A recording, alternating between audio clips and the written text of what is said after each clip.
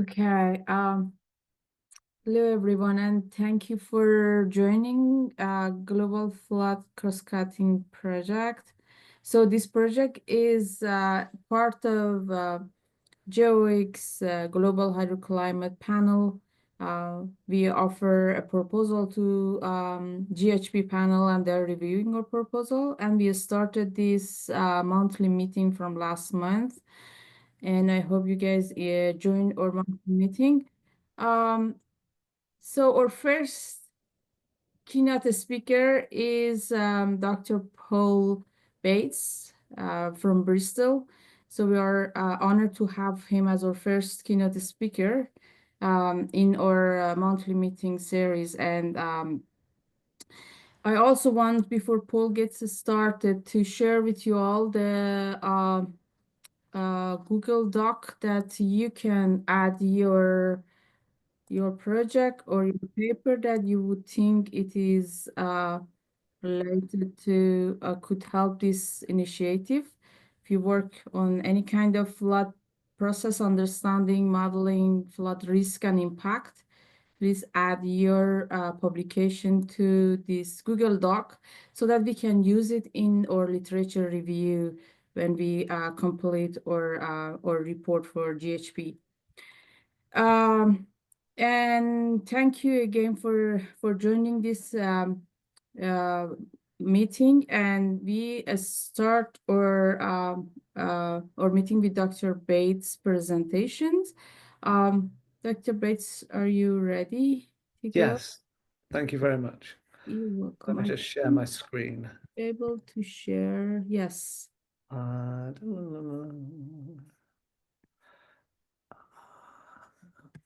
Okay, that's the one I wanted.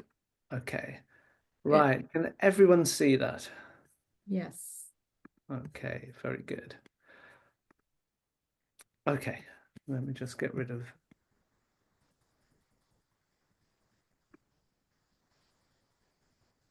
Hide those controls.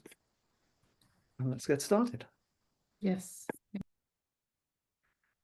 Okay, well, thank you very much, everyone, for inviting me to speak. I think this is a great initiative. I'll keep to about 15 or 20 minutes, and then we can do some questions at the end. What I thought I'd talk about is, given the scale and nature of this initiative, I thought I'd talk a little bit about the work we've been doing over the last 5 years or so, developing global flood inundation models, and particularly the latest incarnation of those, which we published in a paper in Water Resources Research in 2024.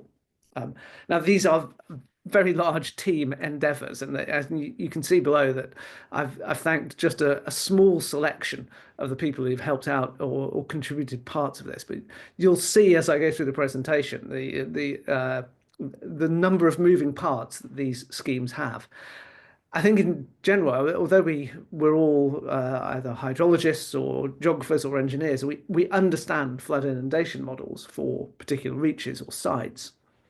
And those tools are relatively straightforward. When you're applying these at global scales, the complexity of the process starts to look a bit more like a global circulation model for climate rather than a standard engineering flood model. But at its heart, that's exactly what it is.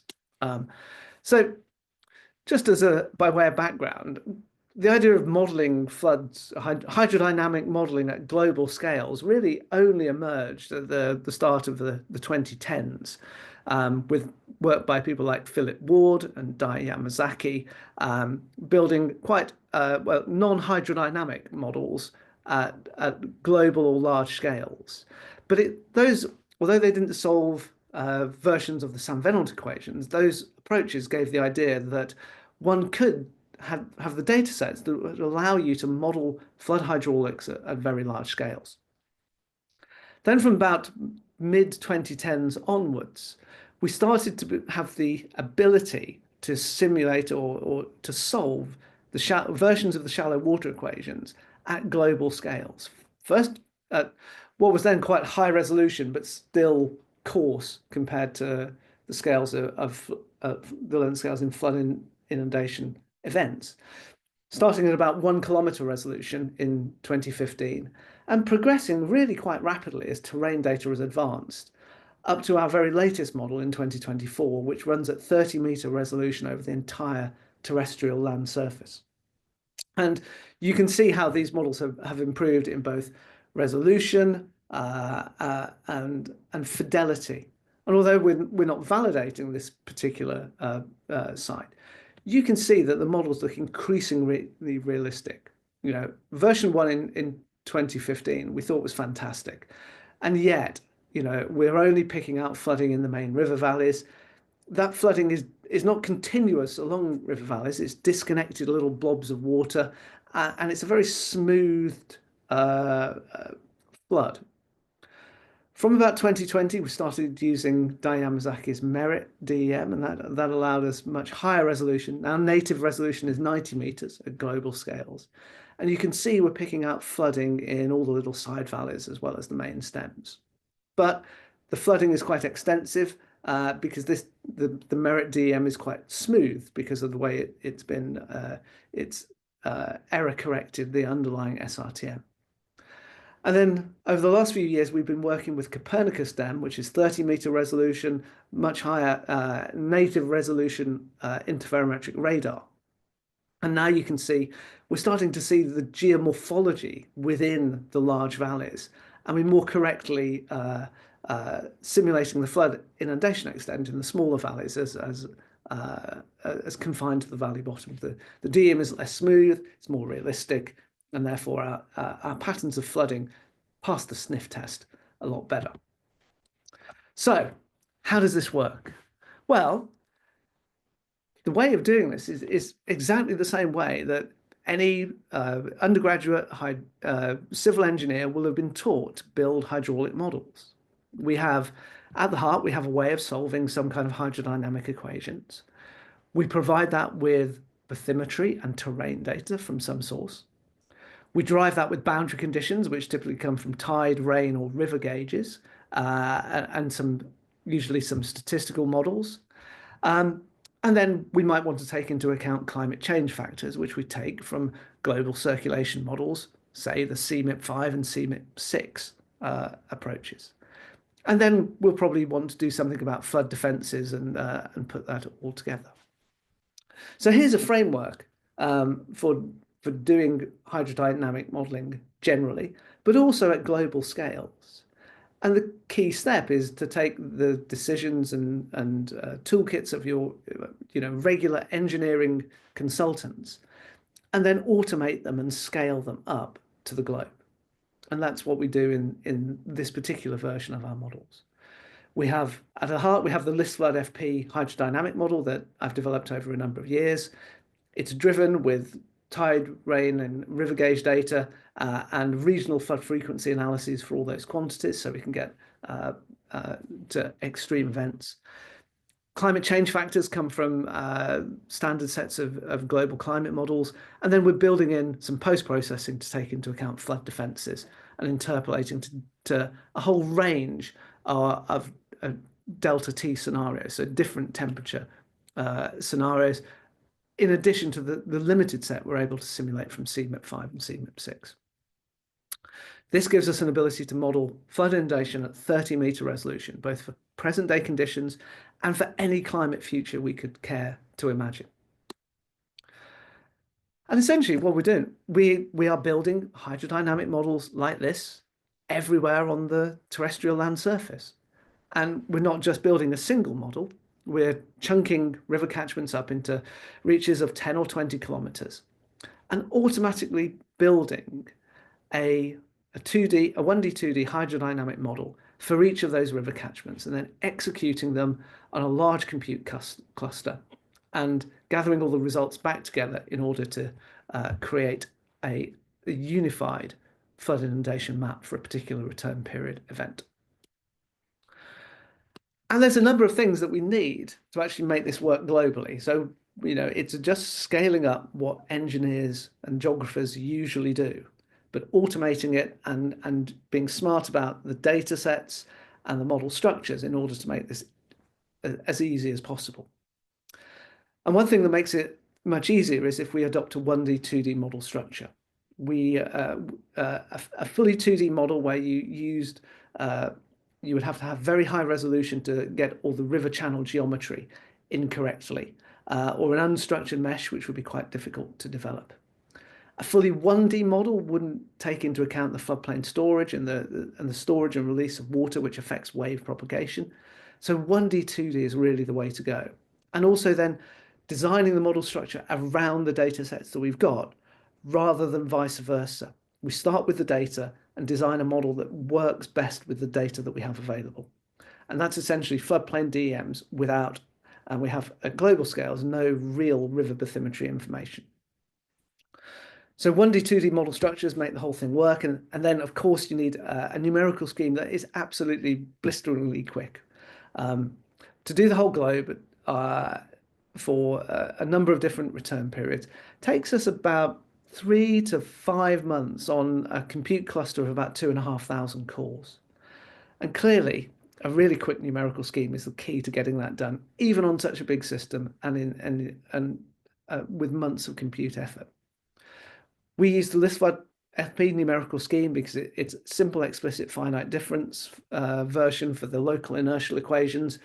It's fine for everything up to high Froude number flows and supercritical flows. And for most rivers, this is a really quick way to do the inundation calculation.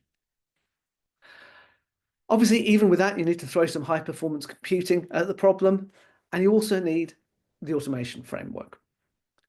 So just to give you an indication of how important this is, the computer code that solves the local inertial equations is probably a subroutine of a few hundred lines of code. And actually the thing that does all the work is one line. It's one line of code to solve the equations. The automation framework is about 100,000 lines of code in order to implement this automatically at global scales.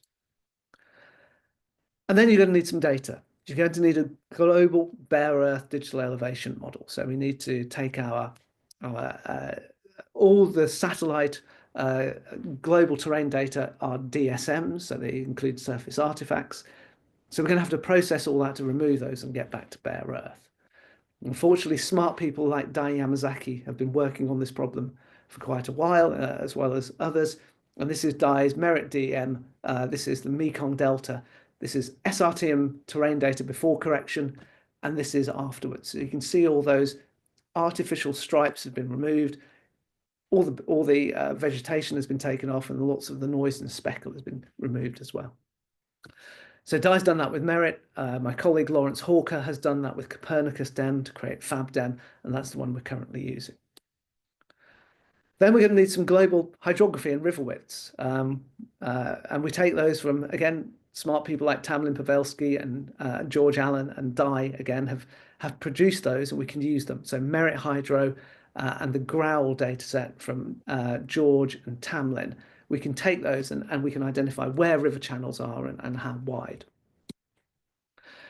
We need boundary conditions, and here we're using T-year extreme flow and rainfall everywhere on the terrestrial and surface, and we get those from global scale regionalized flood frequency analyses. And there's a whole branch of work developing these that Andy Smith and Gang Zhao have in particular have led. And you can see these results that we've had from our latest work published in HES. And this is estimating the Q100 flow in different climate zones. And you can see the observed versus simulated Qs that we get out. We get an overall relative mean bias of less than 20% across all catchments. And lastly, well, not quite lastly, but nearly lastly, we don't know anything about global river bathymetry. We don't have measurements of that. We've got no technology that will help us measure it anytime soon. So instead, my colleague Jeff Neal has been working for a number of years on developing these ways to invert global river bathymetry from from water surface profiles using gradually varied flow theory and estimates of the bankfall discharge that we get from the regionalized frequency analysis. And that is really important because that collapses two uncertain variables, bankfall discharge and the geometry of the channel, into just one. If you try and estimate those things independently, you get mismatches where you over and under predict. But if you collapse them together, you've just got one thing to estimate. So the RFFA might give us, we might assume that the alluvial channels hold the 1 in 2 year return period discharge at bank full. And the RFFA might have biases in its estimates of that. But those biases will be in part corrected because we scale the channel volume to the 1 in 2 year discharge as well. So we might have the 1 in 2 year discharge absolutely wrong, but the channels will go out of bank and flood at the right frequency. And lastly, we need global flood protection. There's this very nice data set called FlowPros that we can use as a start from that. It's not perfect, but it's the best we've got at the moment. And then we need some climate change factors. And here we have those from the CMIP 5, CMIP 6 archives. And we have those for, these are the relative changes in extreme rainfall, river flow, and absolute changes in sea level from these different archives.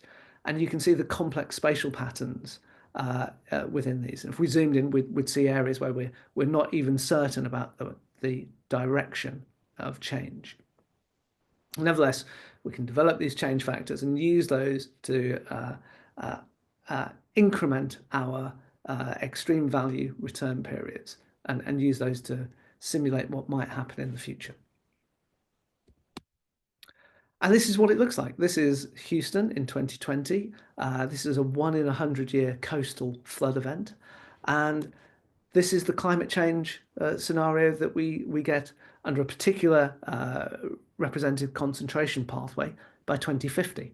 So the red zones are the additional inundation as a result of changing sea level rise in this particular case. And you can see the impact on Houston, and therefore we can use this for a whole range of different types of decision making.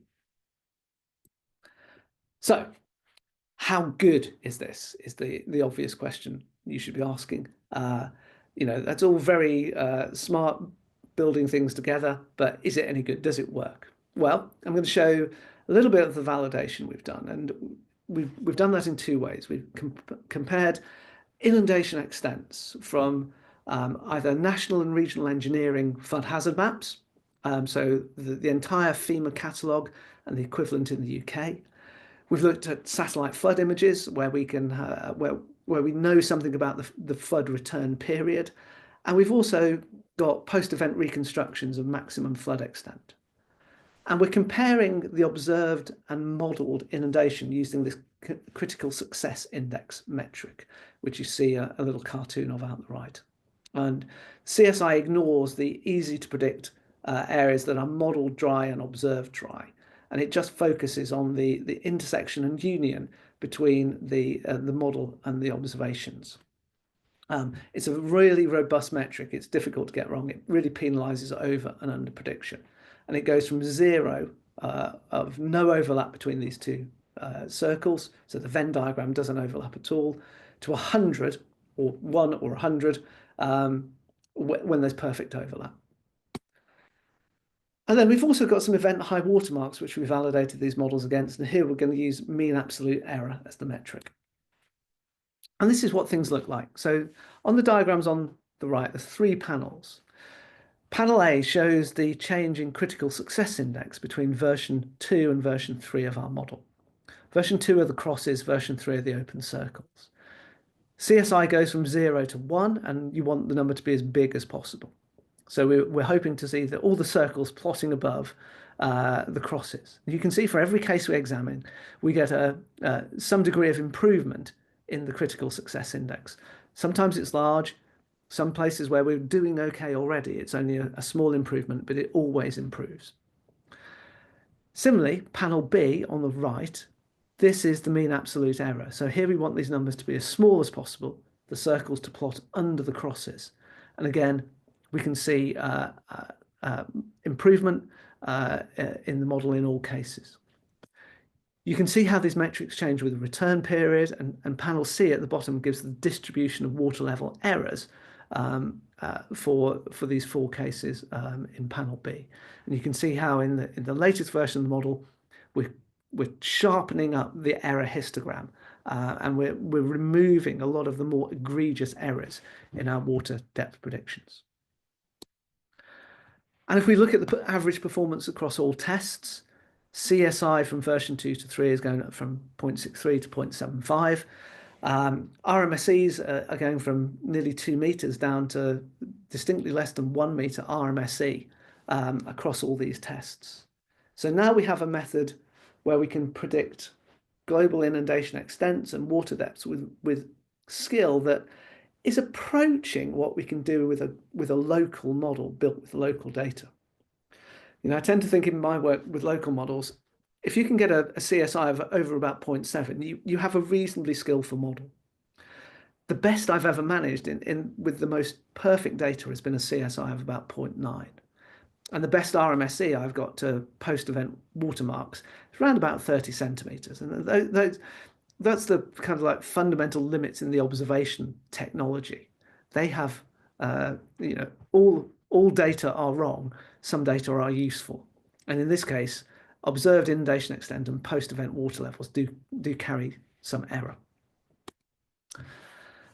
And then we can look at this just finally to show what happens to global flood hazard in the future. If we believe how this model works, then we can use it to say some things about changes in flood hazard into the future under different climate scenarios, and say something about what the climatological uncertainty is in those based on the spread of CMIP5 and CMIP6 models that we're driving this with.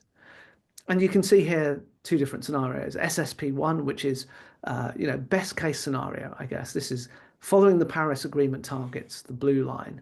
And you can see that their flood risk or flood hazard stabilizes around about 2050 and then basically holds constant if we meet the Paris Agreement targets.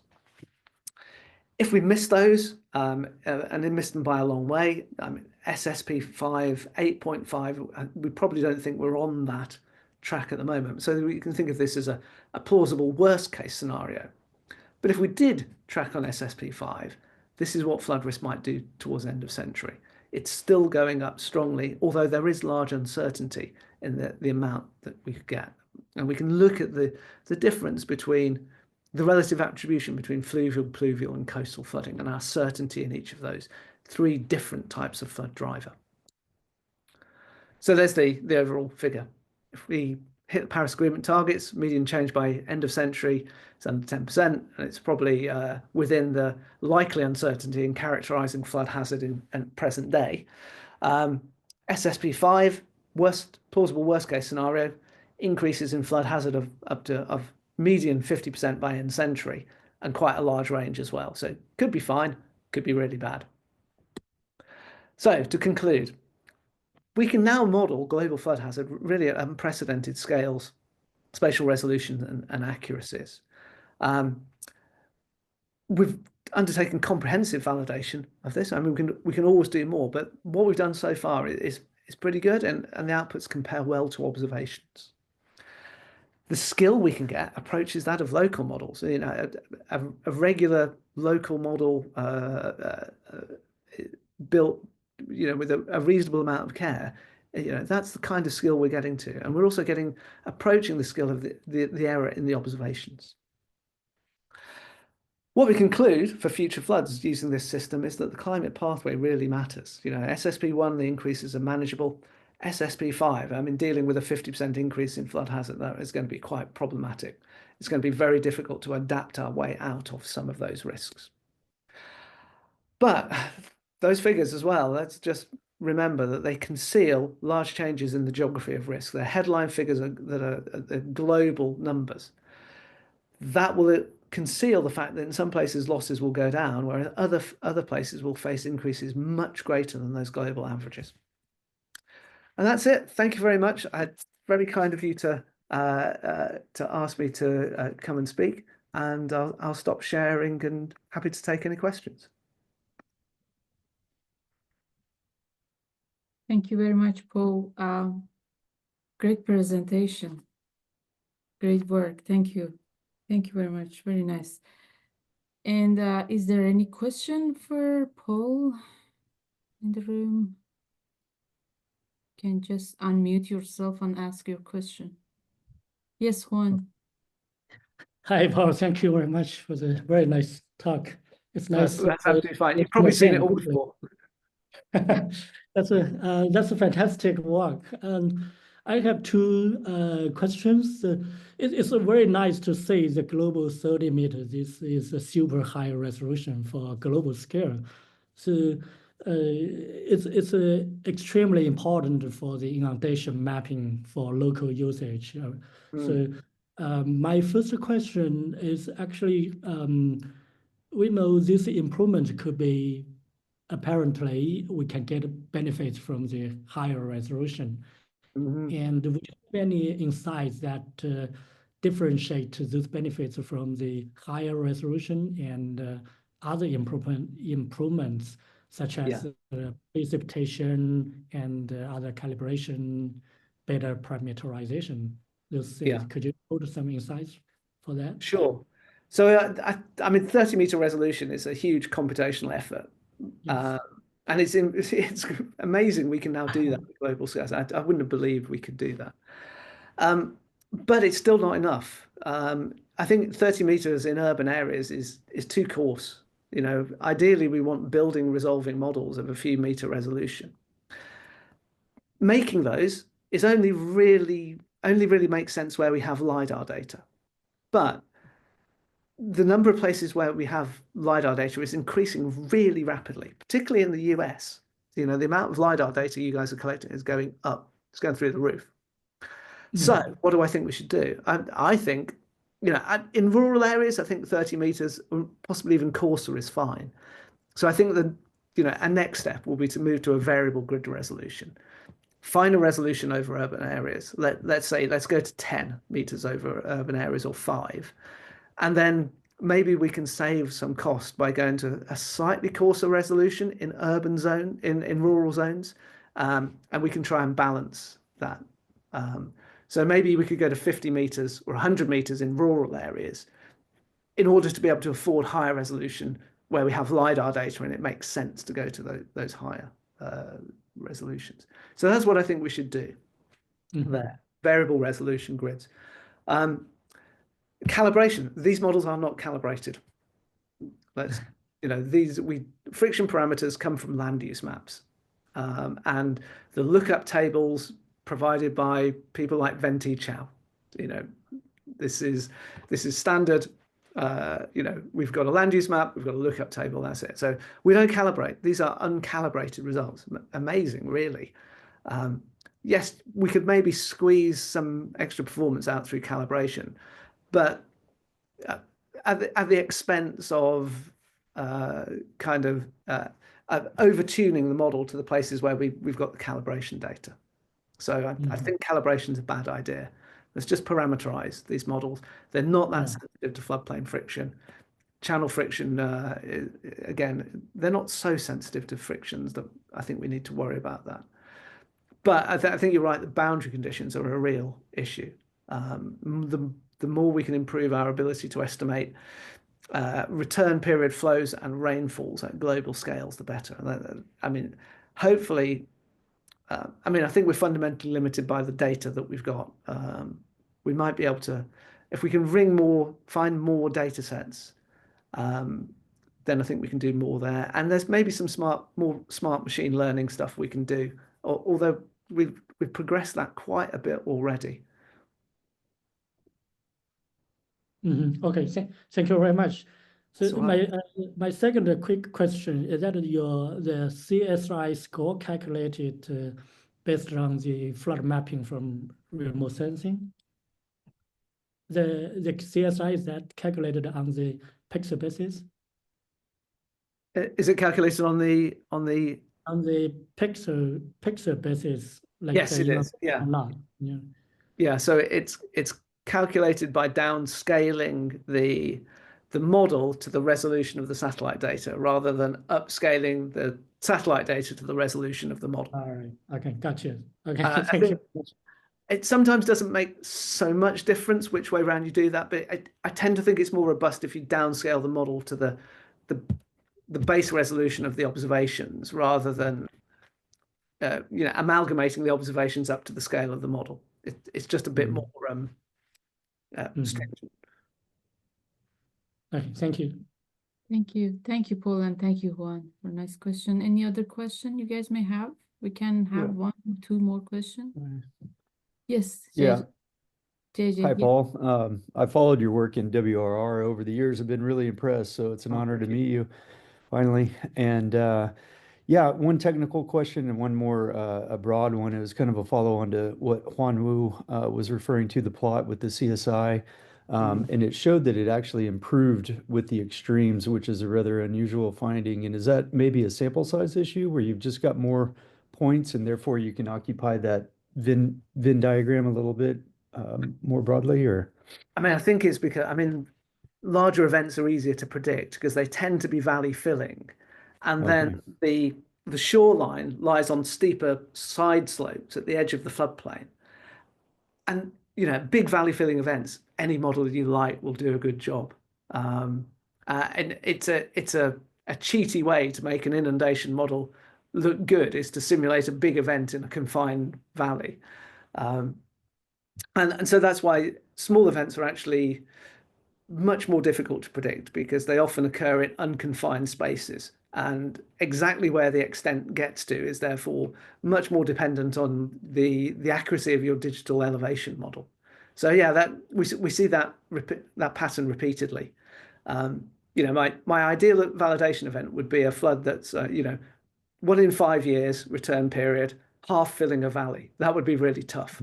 And we had one of those in there, actually. We were looking for such a thing, and we went back to a really, really, you know, noddy little test case that we did back in the early 2000s. Keith Bevan, Giuseppe Aronica, and I, and Matt Horritt used it on it's a little section of the River Thames, but it's a 1 in 4 year flood in a big unconfined valley, and it turned out that the version 2 model couldn't get it anywhere close. And the version 3 model with better terrain data did a pretty good job. I'd relegated this test case to just a toy teaching example. And actually, we brought it back in this paper because it was the one that was really, really discriminatory between the 2 model versions. Interesting. Yeah, and then the second question, I think the applications for this system are wide ranging, from engineering, design, and climate change and so forth and so on. And coming more from a real time, in NOAA, we're interested in the real time prediction. And I'm curious about what you would foresee the use of those inundation maps that an operational agency like UK Met Office or something might use in a real-time scenario. So can you shed some light on that, especially in the pluvial flooding case? Yeah, sure, absolutely. Now, clearly, this model is too expensive to run in near real time, but there is something that you can do and that we do for the foreign office here in the UK. We produce near real-time forecasts for tropical cyclones hitting southern Africa that our foreign office then distributes to aid organizations in those locations to enable them to take decisions ahead of an event hitting Mozambique, for example. So what we do there is instead of running the simulations on the fly, what we take our pre-computed simulations and turn that into a library that we sample from. So Keith Bevan wrote about this like back in the early 2010s.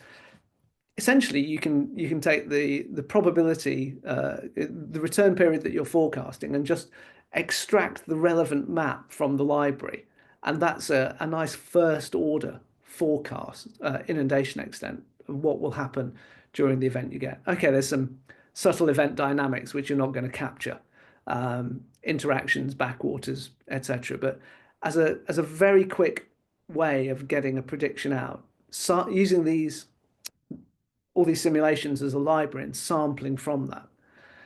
And then you can have even forecast through the uncertainty spread.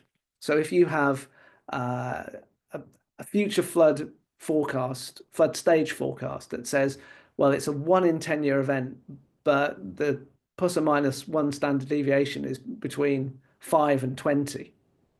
Well, you could drag the maps for 5, 10, and 20 out of the library and weight them according to their probability from the ensemble flood forecast. and that would give you a probabilistic future flood inundation forecast, accounting for the ensemble spread from your hydrology or meteorology forecast model.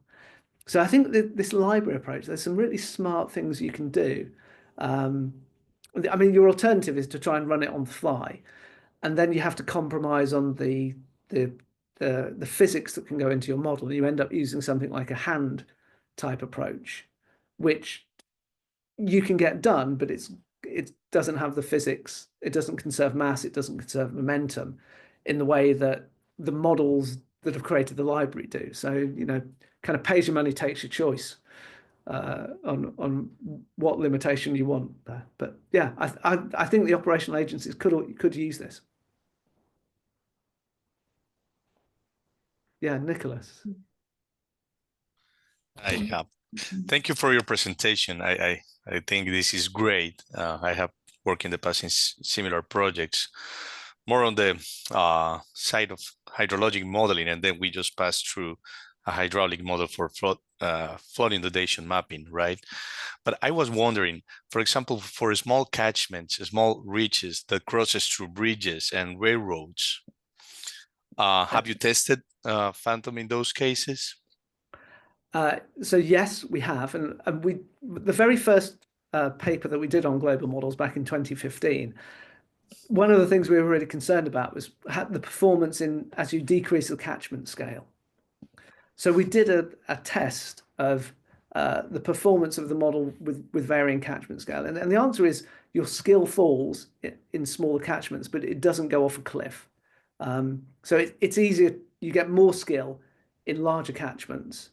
And smaller catchments are harder because you have less data to estimate the RFFA or the IDF curves. They're more strongly controlled by local features, which you might not know about in your global data sets. But you still have a reasonable amount of skill in small catchments. It's worse.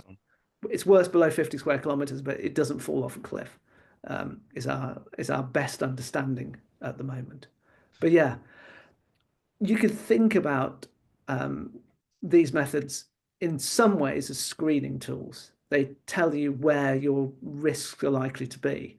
And then if you've got high value assets or particular interest, it's identifying the places where you can go in with a detailed local modeling study and then really understand what the risks are in particular places. So they'll never replace local modeling, but they might triage where we really need to look at doing those. I know that's how they've been used in Texas, for example. Yeah, no, in fact, I was asking is because we are working on a railroad crossing project. So we identify like 40,000 crossings, and we don't have the resources to model all of them, right?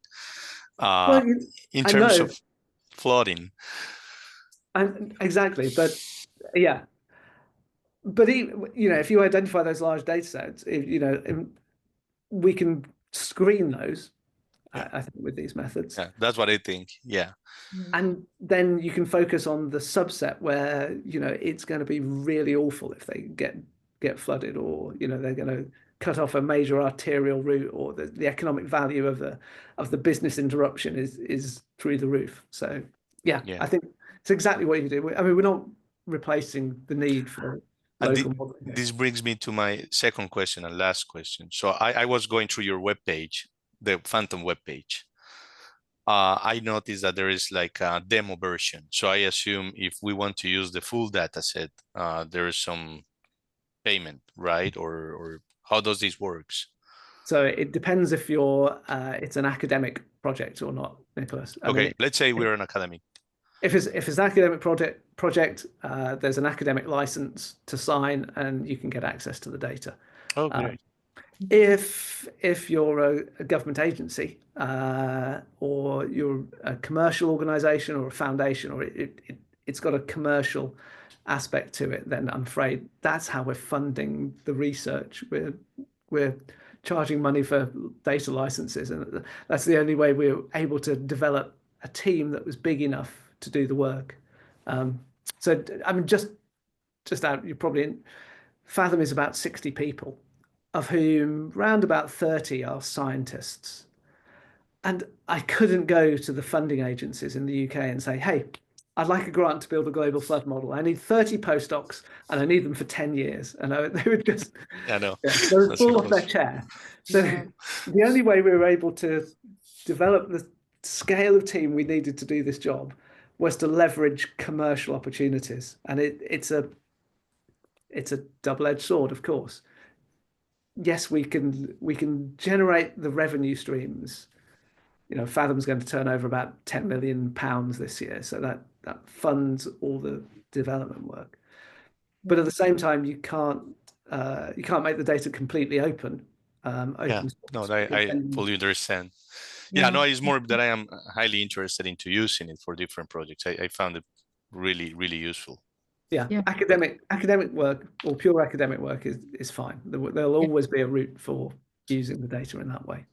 Yeah, thank you, Okay, guys. thank Let's you. move on to the next poll. Will be here. There are some questions in the chat. Paul, if you could answer, that would be great. Let's move to or thank you again, Paul, for the great presentation, and thank you for accepting our invite to be part of this initiative.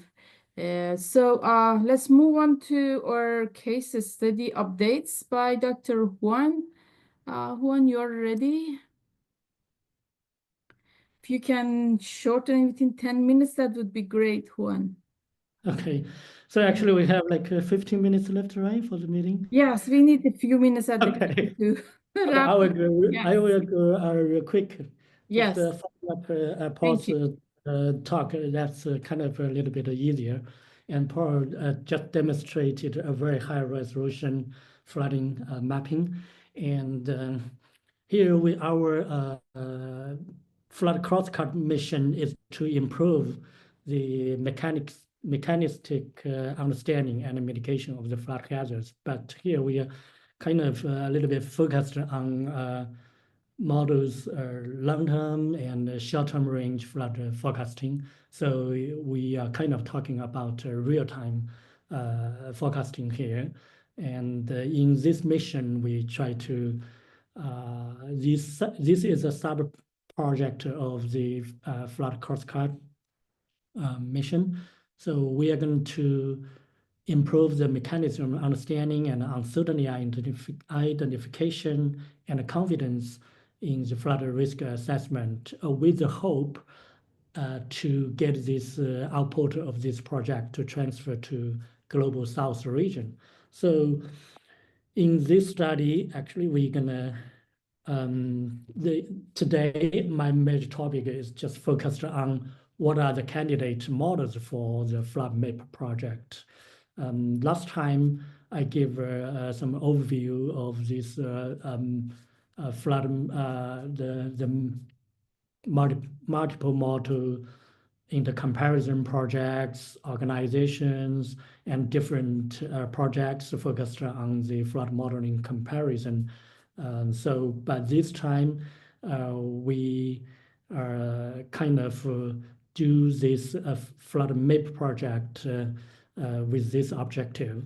So first, I'd like to go, just give you a quick overview, some of the global scale or continental scale real-time flood products based on the hydrologic models. The first is the NOAA's National Water Prediction Service. On the left panel, you see there's thousands of points with the real-time forecasting results based on the SAC model, which give you the results, for example, on the right top here. This is NOAA's official forecast just from real forecasting centers. And meanwhile, the WRF hydro model, specially distributed model, also set up a routinely running at the meantime, but it's still on the testing stage. So it's, as you can see from the right bottom panel there, it's not official, but I give you a very good reference. So clearly we can see actually the both models give some similar results, but with difference. So a little behind of this model is the left side is a conceptual diagram for the SAC model and the right for the WRF hydro model. Here, what I want to point out that is even from the spatial lambda model, like a SAC model here, it gives you some critical predictions and simulations of those major water budget variables from precipitation, evapotranspiration, interception, soil moisture, and surface and subsurface runoff, and the runoff routing discharge, these kind of critical variables. So WRF hydro model, even though originally designed for the coupling with the hydrological model with the atmospheric forecasting models to improve their lower boundary conditions, but it can run by its standalone, as the hydrological model gives us similar hydrological variables and outputs. So here shows the GLOFAS. There's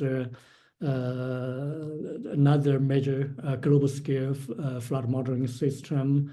It gives a different range of forecasting. Here shows an ongoing flood events over the canals, actually the Ohio River Basin. The different colors in the map showing the purple showing the exceedance probability of the 20-year flood. And the right side is just the diagram for the list flood, which is a new version, and showing the similar variables for simulation as the above two models.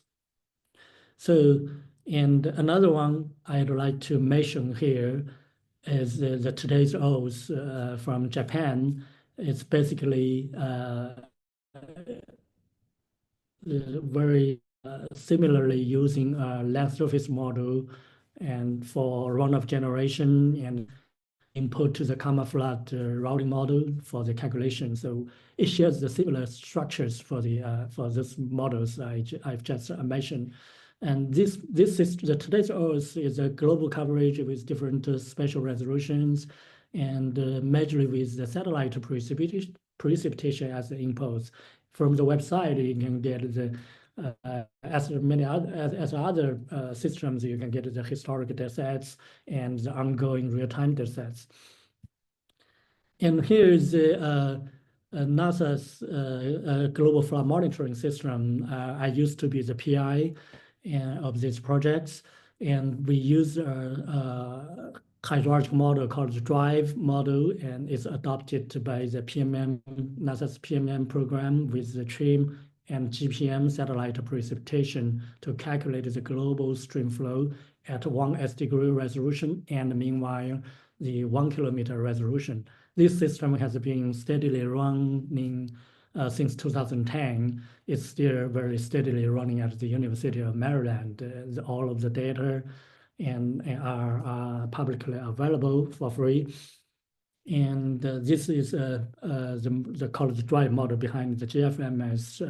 I myself developed about many years ago, and it's still under developing. But the model has similar outputs as I just mentioned before as other models. So the drive model was further developed from a global scale to a continental scale and to a very local scale for very higher resolution with combining different more complex hydraulic schemes like using shallow water equations for over area and for flash flooding calculations. It can go. We did not apply it for the global, but it's we use the really high resolution for very local applications. That's our strategy because of the limited computing resources, but it's with a very good readiness to apply the model for those local areas that needed high resolution. So I go to give you some snapshots. The left side is from the today's Earth, and the right side is the GFMS for the real time for today, actually, or yesterday. When I prepared these slides. So apparently we can see that they are similar, but they are also different. That's what I'm trying to focus in this discussion. But here we can see the different models give you the same stream flow, but the stream flow simulations, but same place and same date. So, and comparing, this is GLOFAS and the GFMS. This is ongoing flooding on the Ohio. The right side give you the flood detection from the GFMS responding to the recent rainfall events plus the heavy snow in the winter. And both systems showing the similar results, and but they also, of course, show the difference. That's what we focus here. So we can see that there are many differences among these models and outputs. So there are larger variations in and uncertainties in model structures, parameterization schemes, input datasets, outputs, and flood risk assessments. So in many cases, when we are delivering our products to those relevant agencies and decision makers. So just imagine that we give them, the decision makers, the 4 products like this, and the decision makers that's for challenge for them to make real usage of this product. So in this flood map projects, we're trying to understand this difference and causations, and with the hope to be able to optimize the usage of these products. That's what we are going to do for this sub-project. But once, however, we can really see some common features from the existing real-time flood products, and I'm going to list some of them here. The first, they all have the real-time applications with steady global, continental, and even local products for many years. And they are all simulated stream flow based on common process, including precipitation distribution, interception, evapotranspiration, infiltration, etc. All these models I just mentioned, they have these components for calculation.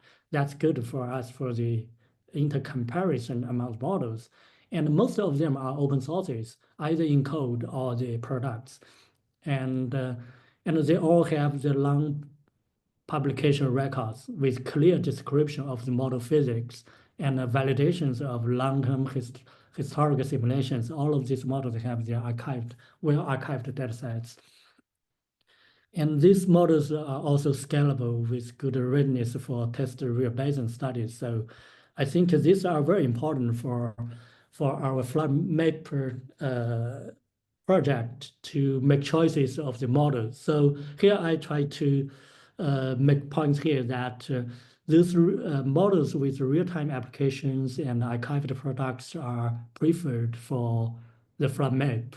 But meanwhile, we are welcome any other hydrologic models which can simulate stream flow with those common processes, as we can really do some internal comparison among these models. And also, I like to mention that just like Paul did the work, that we need a lot of validations for those ungauged areas. So flood remote sensing products are very important for this project. So we except those hydraulic models, we also need to collect and involve like satellite remote sensing based products, flood products in this project. So that's basically all what I have today. I noticed that there are just a few minutes left, but I really very welcome suggestions and more interest to co-working with us to join this flood map. We are still in the very early stage to make choices, the models, and designing the experiments. But yeah, with more people coming in, and we can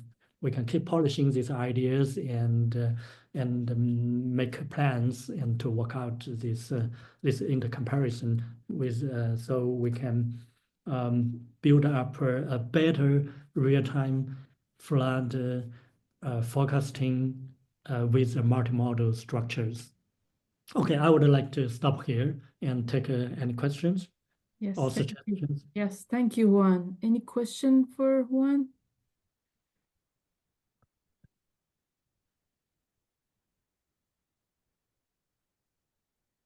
So if not, then thank you all. I had actually a quick question for Paul here. I don't know why it disappeared. But if you don't mind, Paul, so I had a quick question about how we could translate the work that you done with the optimized parameters into data-driven inundation map, and what would be your recommendation for translating those knowledge into the data-driven, the optimized parameters and all that you done with the Fathom model? So, I mean, I think my advice is I wouldn't do that for a number of reasons. Personally, you know, if we could train a machine learning model on real flood observations, then I think that would be really valuable. But floods, by their very nature, are rare, and we have few observations of them, and that becomes more increasingly true for the rarer the event and the more severe. You know, when we're training emulators on existing numerical models, the problem I think is that those emulators, I'm not yet convinced that they can be extrapolated out of sample.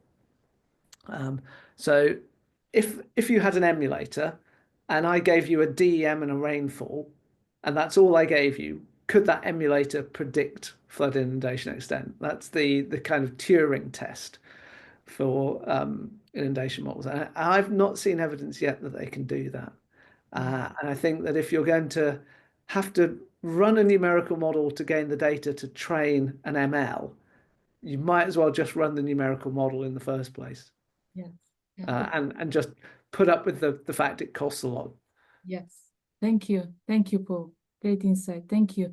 Well, thank you very much. And I hope we have you again the next meeting with your great updates on the flood MIP models. I'm so glad that you guys making great progress on this project. So thank you everyone for attending our April meeting. And I hope you guys enjoy our next meeting, which will be in May, and this is the link that you guys can use in order to get or update. GEWEX send you updates about this initiative along with the Zoom link and the speaker for the upcoming month. Again, thank you for joining us, and I wish you guys a relaxing weekend. Thank you. Thank you very much, Vidya, and thanks for inviting me. Take care. Thank you. Thank you. Bye. Thank you. Thank you. Thank you, Juan.